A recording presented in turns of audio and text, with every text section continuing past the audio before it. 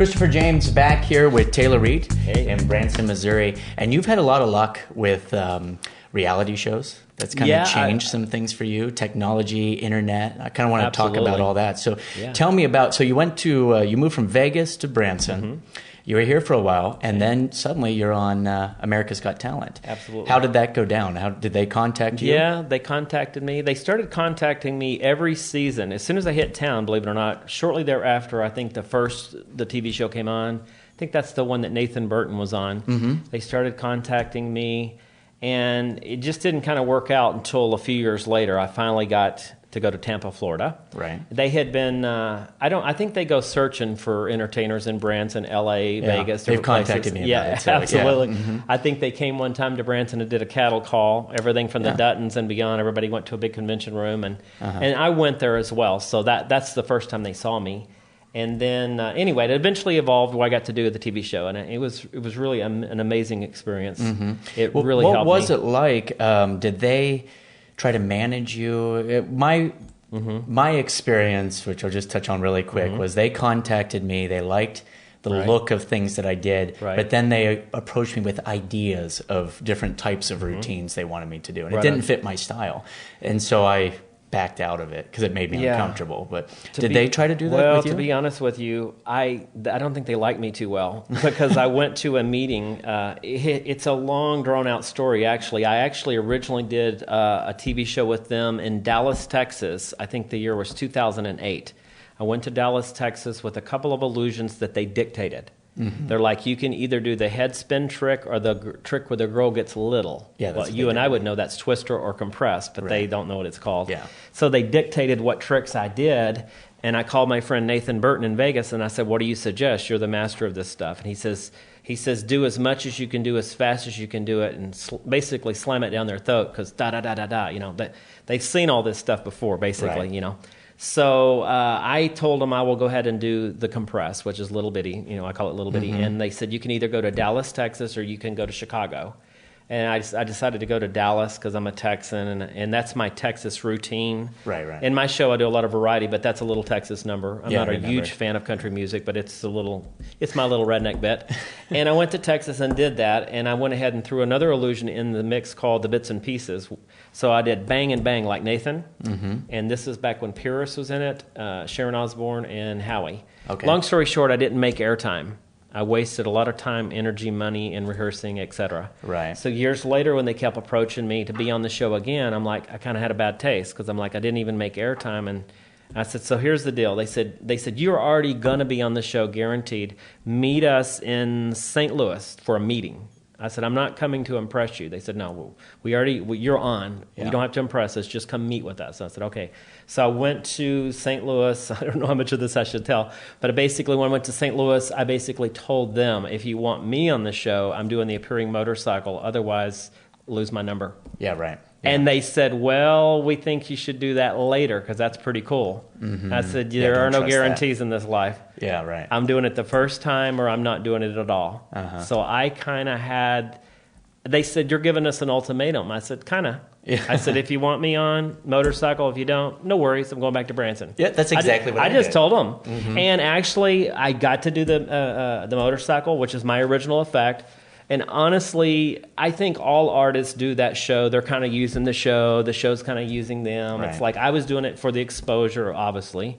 I was doing it to showcase my new illusion for my Magicians Worldwide because I sell that illusion to Magicians Worldwide as well.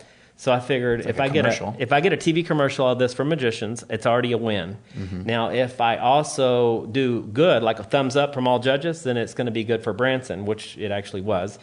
But however, I kind of told them how it was going to be, and I took the chance. And then they could have said, you're not going to be on the show. And I said, no worries, I'm going home. That's kind of what they did to me. I didn't have to meet them in person, but we did conference calls. Right on. And so they would say, well, we watched this YouTube video that you sent.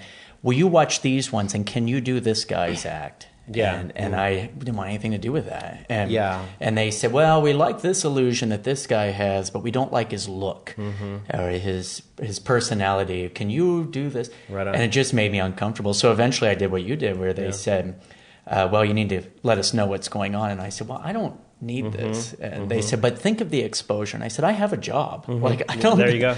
I don't need this. It's a tough show because this was later into the show. Like, I can't remember what year, 8, 9, 10, 11, 2011, 2012-ish, I can't remember.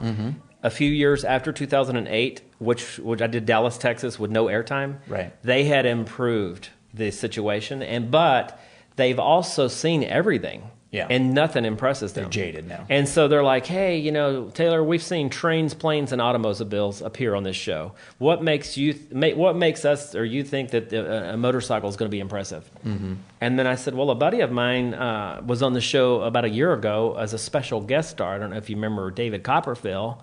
And they go, yeah. And I go, he came on and made a motorcycle appear in a paper box. And they go, yeah. And I said, that's pretty impressive, isn't it? They go, yeah. And I said, well, my thing, in my opinion's even kind of cooler because it's a new concept. It's kind of like see-through and magically different. Yeah. So I did it. I got lucky. I kind of got my way getting on the show. But after I got on the show, it was complete dictation from them. Yeah. They took me in the corner like Bon Jovi. I swear, 3,000 people on their feet, Tampa, Florida. I was in a real high moment. It was like Rocky in the movie. And the producer said, come back here with me in the hallways. And I was trying to enjoy this moment. But they're like, come back here with me. And we went back in the back hallways, and they said, what are you going to do in Vegas? And I said, I've got that all figured out. And I told them my concept of my vision, which I wanted to actually do a routine with my daughter. My daughter at the time was 4 or 5, but we were going to do a sweetheart moment where she just came out and you hear her cute little voice, and then I was going to levitate my daughter. Right. So it was going to show that I'm a real person. It was going to show the Danny Gans type feel. He was the star in Vegas that passed away early, but he was a great entertainer. It was going to show that moment where the guy can entertain and it's kind of sentimental. And then I was going to go to the live television with some of the bigger effects, like appearing NASCARs and some of that. But they vetoed that. They said, you cannot and will not do your daughter, so that's too small. They said, when you go to Vegas, you must go big or go home. Yeah. But see, that hasn't worked out because the latest winners and stuff are doing the small stuff now. So it really disappointed me that I was forced to do either an appearing horse or helicopter. Yeah. They asked me what effects that I could bring to the table. They wanted to know 5 options for Vegas, and they picked the one. And at the last minute, about 3 days before shoot time, they changed it to another one. Yeah.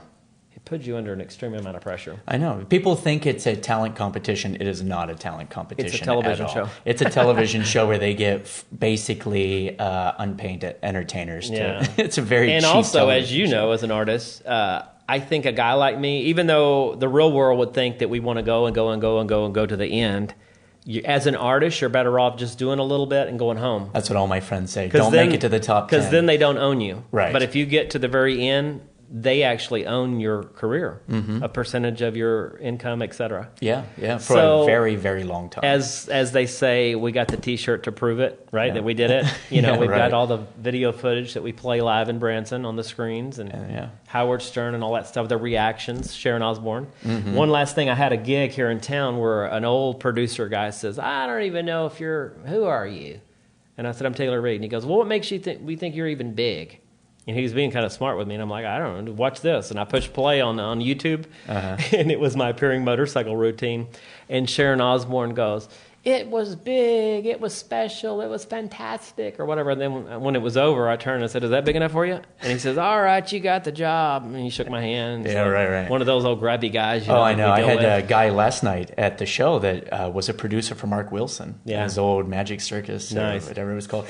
And same type of deal. Yeah. So, but you never know. Times have changed. Yeah. And reality shows have changed a lot, but the internet is changing magic, I think, a lot. And not in a good way, I think. Yeah. And maybe we'll talk about that real quick here when we come back. I'm Christopher James with Taylor Reid here in Branson, Missouri, and we'll be right back.